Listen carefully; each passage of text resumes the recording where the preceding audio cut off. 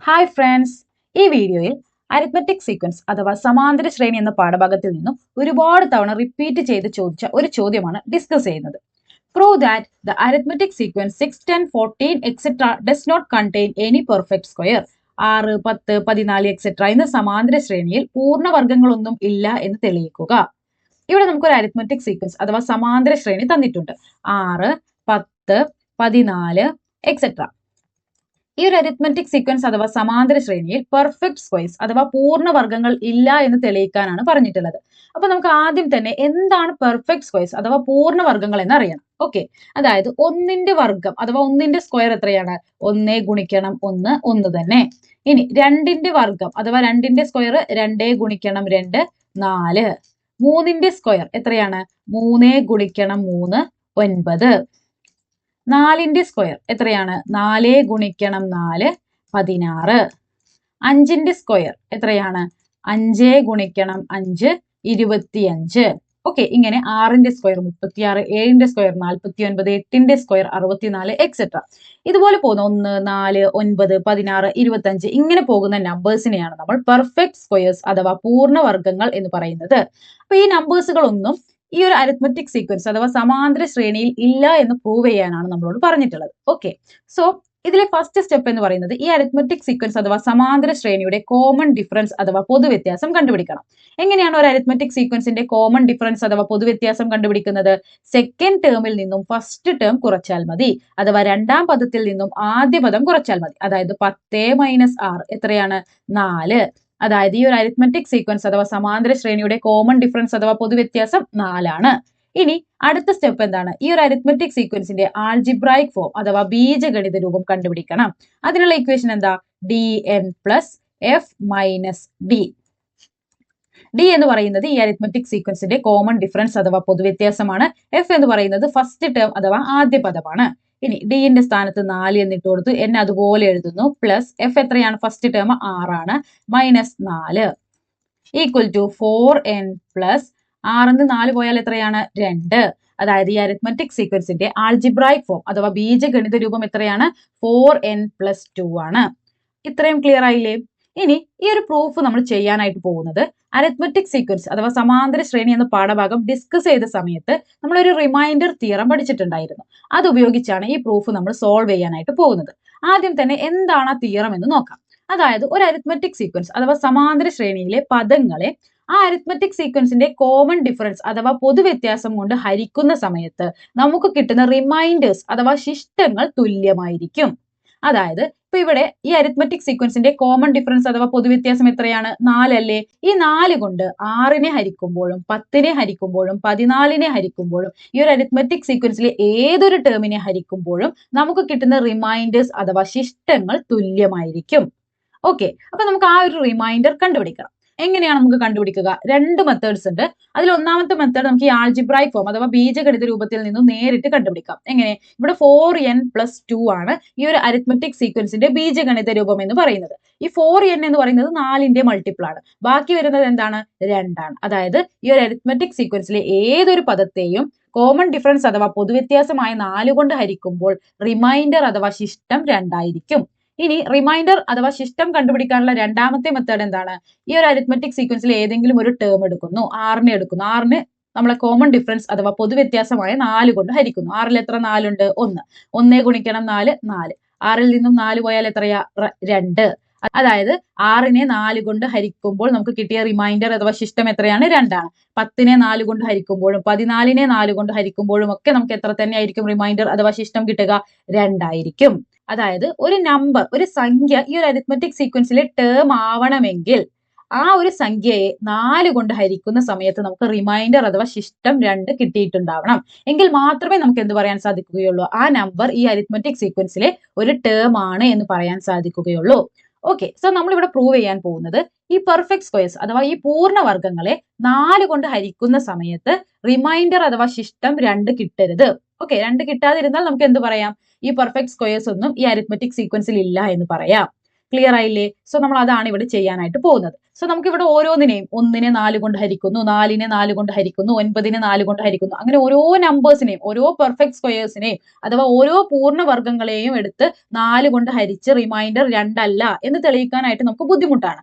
So നമ്മൾ എന്താ ചെയ്യുന്നത്? ഈ ഒരു നമ്പേഴ്സിനെ നമ്മൾ ജനറലൈസ് ചെയ്തിട്ടാണ് നമ്മൾ എന്ത് ചെയ്യുന്നത്? പ്രൂവ് ചെയ്യാനായിട്ട് പോകുന്നത്. അതായത് ഇവിടെ ഇപ്പൊ ഇന്റീജേഴ്സ് അല്ലേ വരുന്നത്? 1, 2, 3, 4, 5, 6, 7 ഇങ്ങനെ പോകുന്നത് ഇന്റീജേഴ്സ് ആണല്ലോ. സോ നമ്മൾ എന്ത് ചെയ്യുകയാണ്? ഈ ഇന്റീജേഴ്സിനെ നമ്മൾ 2 കേസുകളാക്കുകയാണ്. അതിലെ ഒന്നാമത്തെ കേസ് എന്ന് പറയുന്നത് നമ്മൾ എടുക്കുന്ന നമ്പർ അഥവാ ഇന്റീജർ ഈവൻ നമ്പർ ആണ്, അഥവാ ഇരട്ട സംഖ്യയാണ്. ഓക്കെ, നമുക്ക് എങ്ങനെ എഴുതാം അതിനെ? If a number is even, നമ്മൾ എടുക്കുന്ന സംഖ്യ ഇരട്ട സംഖ്യയാണ്. ഇനി രണ്ടാമത്തെ കേസ് എന്താണ്? കേസ് 2, നമ്മൾ എടുക്കുന്ന നമ്പർ ഓഡ് നമ്പർ അഥവാ ഒറ്റ സംഖ്യയാണ്. If a number is odd. ഇങ്ങനെ 2 കേസുകളാണ് നമ്മൾ എടുക്കുന്നത്. ഇതാണ് ഒന്നാമത്തെ കേസ്, ഇതാണ് രണ്ടാമത്തെ കേസ്. ഇപ്പൊ ഈ ഒന്നാമത്തെ കേസിൽ എന്താണ്? എടുക്കുന്ന നമ്പർ ഈവൻ അഥവാ ഇരട്ട സംഖ്യയാണ്. അപ്പൊ അതിൽ ഈ 2 സ്ക്വയർ വിടും, കാരണം 2 ഈവൻ നമ്പർ അല്ലേ. അതുപോലെ 4 സ്ക്വയർ വിടും, കാരണം 4 ഈവൻ അല്ലേ. ഇനി അതുപോലെ 6 സ്ക്വയർ വിടും, 8 സ്ക്വയർ വിടും. ഓക്കെ, ഇനി if a number is odd നമ്പറിലാണെങ്കിലോ 1 സ്ക്വയർ വിടും, കാരണം 1 ഇവൻ ഓടാണ്, ഒറ്റ സംഖ്യയാണ്. 3 സ്ക്വയർ വിടും, കാരണം എന്താ? 3 ഓഡ് നമ്പറാണ്. 5 സ്ക്വയർ വിടും, കാരണം 5 ഓഡ് നമ്പറാണ്. ഓക്കെ, അപ്പൊ ഈ 2 കേസ് നമ്മൾ എടുക്കുമ്പോൾ എല്ലാ പെർഫെക്റ്റ് സ്ക്വയേഴ്സും ഈ 2 കേസുകളിലായിട്ട് എന്ത് ചെയ്യും? ഉൾപ്പെടും. സോ നമുക്ക് എന്ത് ചെയ്യാം? എല്ലാ പൂർണ്ണവർഗ്ഗങ്ങൾ അഥവാ എല്ലാ പെർഫെക്റ്റ് സ്ക്വയേഴ്സിന്റെ കാര്യങ്ങളും നമുക്ക് എന്ത് ചെയ്യാം? ഇവിടെ പ്രൂവ് ചെയ്യാനായിട്ട് സാധിക്കും. ഇനി നമ്മൾ ആദ്യത്തെ കേസ് എടുക്കുകയാണ്. If a number is even, അതായത് നമ്മൾ എടുക്കുന്ന നമ്പർ ഈവൻ ആണ്. ഓക്കെ, ഈവൻ നമ്പേഴ്സിനെ നമ്മൾ സാധാരണ എങ്ങനെയാണ് സൂചിപ്പിക്കുക? m എന്നാണ് നമ്മൾ ഒരു ഇന്റീജറിനെ എടുക്കുന്നത് എങ്കിൽ നമുക്ക് എങ്ങനെ എടുക്കാം? ഈവൻ നമ്പേഴ്സിനെ 2m എന്ന് സൂചിപ്പിക്കാം. ഓക്കെ, ഈവൻ നമ്പേഴ്സിനെ നമ്മൾ മാത്തമാറ്റിക്കലി റിട്ടേൺ ചെയ്യുന്നത് 2m എന്ന രീതിയിലാണ്. ഓക്കെ, അപ്പൊ 2m അല്ല നമുക്ക് വേണ്ടത്, നമുക്ക് 2m ഹോൾ സ്ക്വയർ ആണ് വേണ്ടത്. കാരണം 2mന്റെ സ്ക്വയറിന്റെ കാര്യമാണ് നമ്മൾ ഇവിടെ ഡിസ്കസ് ചെയ്യുന്നത്. സോ 2mനെ നമ്മൾ സ്ക്വയർ ചെയ്തു, ഈവൻ നമ്പേഴ്സിന്റെ സ്ക്വയർ. ഓക്കെ, ഇതിനെങ്ങനെ സോൾവ് ചെയ്യാം? 2ന്റെ സ്ക്വയർ 4, എമ്മിന്റെ സ്ക്വയർ അതുപോലെ നമ്മൾ എം സ്ക്വയർ എന്ന് എഴുതുന്നു. സോ ഈവൻ നമ്പേഴ്സുകളുടെ പെർഫെക്റ്റ് സ്ക്വയേഴ്സ് അഥവാ പൂർണ്ണവർഗ്ഗങ്ങളെ നമുക്ക് എങ്ങനെ കിട്ടി? 4m സ്ക്വയർ എന്ന് കിട്ടുന്നു. ഇവിടെ എം സ്ക്വയറിനെ 4 കൊണ്ട് മൾട്ടിപ്ലൈ ചെയ്തിരിക്കുകയാണ്, അഥവാ 4 കൊണ്ട് ഗുണിച്ചിരിക്കുകയാണ്. സോ നമുക്ക് എന്ത് പറയാം? ഈ 4m സ്ക്വയർ എന്ന് പറയുന്നത് 4ന്റെ മൾട്ടിപ്പിൾ ആണ്, അഥവാ 4ന്റെ ഗുണിതമാണ്. ഓക്കെ, 4ന്റെ ഗുണിതമായ ഒരു സംഖ്യയെ 4 കൊണ്ട് തന്നെ ഹരിക്കുന്ന സമയത്ത് നമുക്ക് കിട്ടുന്ന റിമൈൻഡർ അഥവാ ശിഷ്ടം എന്തായിരിക്കും? 0 ആയിരിക്കും. ഇവിടെ എം സ്ക്വയറിനെ 4 കൊണ്ട് ഗുണിച്ചിരിക്കുകയാണ്, അതായത് ഇതെന്തായി? 4ന്റെ മൾട്ടിപ്ലൈ അഥവാ 4ന്റെ ഗുണിതമായി. 4ന്റെ ഗുണിതങ്ങളെ 4 കൊണ്ട് തന്നെ ഹരിക്കുന്ന സമയത്ത് നമുക്ക് റിമൈൻഡേഴ്സ് അഥവാ ശിഷ്ടം എന്താണ് കിട്ടാറ്? 0 ആണ് കിട്ടുക. ഓക്കെ, അപ്പൊ നമുക്ക് എങ്ങനെ എഴുതാം?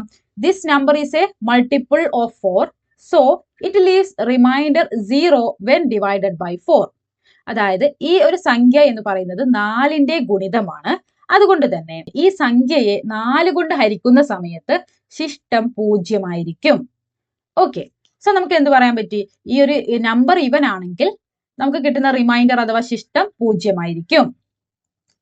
സോ നമുക്കിവിടെ remainder equal to 0 when divided by 4.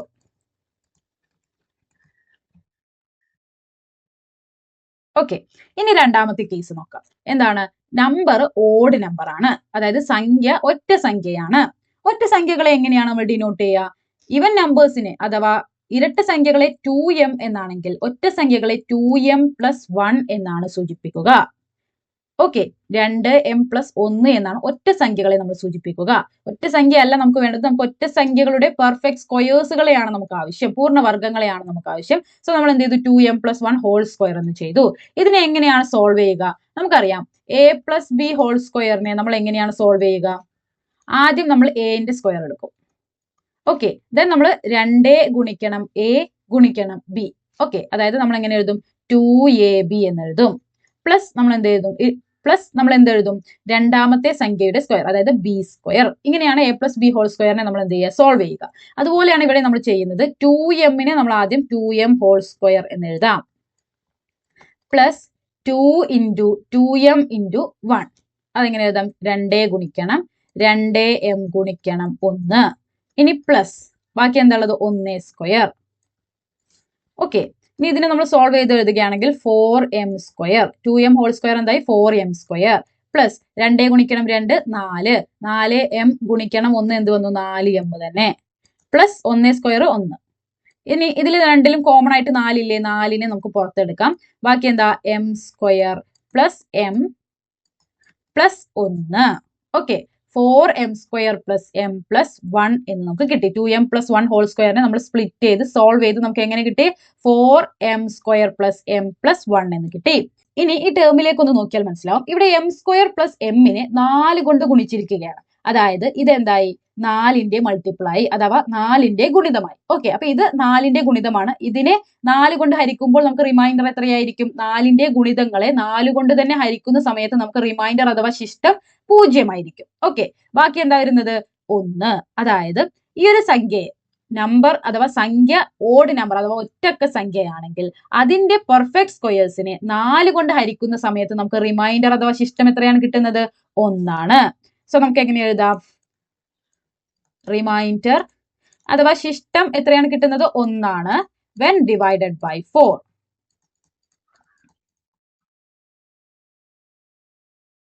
Okay, അപ്പൊ ഇവിടെ രണ്ട് കേസിലും റിമൈൻഡേഴ്സ് കിട്ടിയത് അഥവാ ശിഷ്ടങ്ങൾ ഏതൊക്കെയാണ് 0ഉം 1ഉമാണ് കിട്ടിയത്. ഓക്കെ, ഈ ഒരു അരിത്മെറ്റിക് സീക്വൻസ് 6, 10, 14 എക്സെട്ര എന്നൊരു അരിത്മെറ്റിക് സീക്വൻസിലെ ടേം ആവണമെങ്കിൽ റിമൈൻഡർ അഥവാ ശിഷ്ടം എത്രയാണ് കിട്ടേണ്ടത് 2 ആണ് കിട്ടേണ്ടത്.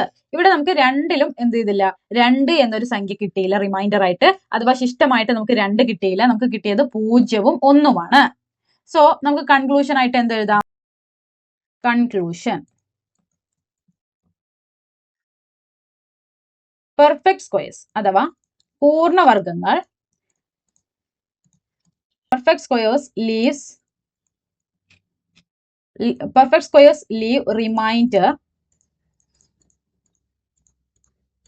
0 or 1 when divided by 4. പൂർണ്ണവർഗങ്ങൾ 4 കൊണ്ട് ഹരിക്കുന്ന സമയത്ത് ശിഷ്ടം 0മോ 1ഓ ആണ് വരുന്നത്. ഓക്കെ, സോ നമുക്ക് എന്ത് പറയാം, it is impossible for any term in this arithmetic sequence to be a perfect square. ഒരു പൂർണ്ണവർഗങ്ങളും ഈ സമാന്തര ശ്രേണിയിലെ പദമാവില്ല എന്ന് പറയാം. hence proved.